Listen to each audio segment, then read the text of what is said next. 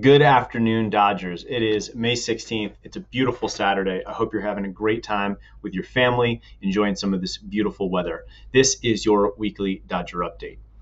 I want to start by just giving some updates regarding what's going on at the state level. First, we have some great news about hospitalization. The rates continue to fall. And we also have some good news regarding society opening up. You've probably heard that the governor is allowing non-essential businesses to engage in curbside pickup, non-essential construction, beaches and parks stand to be opening, car gatherings are allowed, and even elective surgeries will be allowed very shortly as well. I also wanted to share that we did receive some federal funds to offset our remote learning costs, and we're very happy and grateful for that. There is a lot more guidance and a lot more funding solutions that we need from our state and federal officials.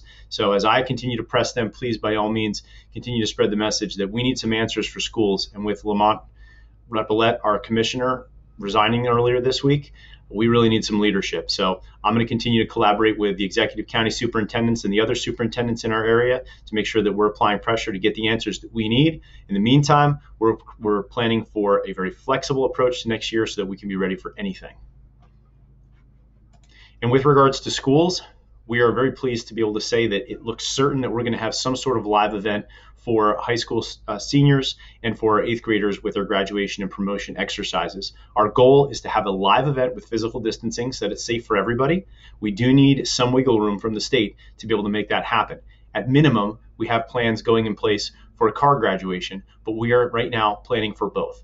Please note that all of our virtual graduation plans that we've been talking about were not ever in place of trying to do a live event. They were a fail-safe, and they now can serve as a really nice supplement to the plans that we have for in-person graduations. I also want to share with you that our principals will be communicating with you shortly regarding our end-of-year processes to get student materials that are left in the schools back to them and to get our students who have school materials returned to the schools. Every school is a little different, so we are commissioning the schools to develop their own plans, which in central office we are guiding and making sure that they are all meeting minimum standards. They're all going to be a little bit different, but they will be effective across the board. So please be patient. It will take several weeks, but we will get your students' items back to them, and we'll make sure that we have a plan to recover the items that your students have to return. Additionally, State of the Schools climate surveys were sent out this week. They're due this Friday. In the past, those surveys were one per family.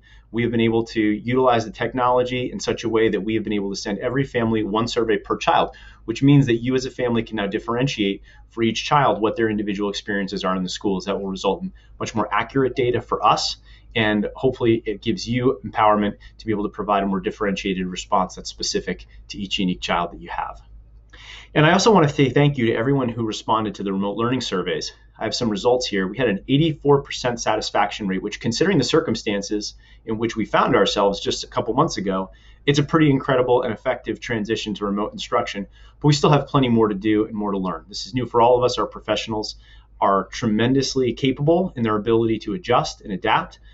We need to just continue to refine our practices, and that's what we will do. We heard from the surveys that in K-8 areas particularly, there was a desire among many to have more live instruction or more live support from their teachers. We are revising our standards of practice at this time so that we can continue to have a high fidelity online presence for instruction. This is going to be important not only for closing out this year, but it's going to be especially important as we go into next year, because although we don't know what's going to happen, we certainly do know that we, at a minimum, even if we open schools, are going to have a pretty high rate of absences among students and among faculty members. So having a strong online presence for our instruction is going to be crucial for everyone's success. So thank you for participating in that survey. You can see we had a pretty good distribution of responses between each school. Great job, students, parents, and of course, our educators who have been very flexible and innovative in this process. As for upcoming events, you can see we have them listed here. I've added the MEF virtual 5K dates that you need to know. We have some board meetings coming up. And of course, we have our last day of school coming around the corner very soon on June 12th. Our graduation and promotion exercises remain scheduled for the 19th.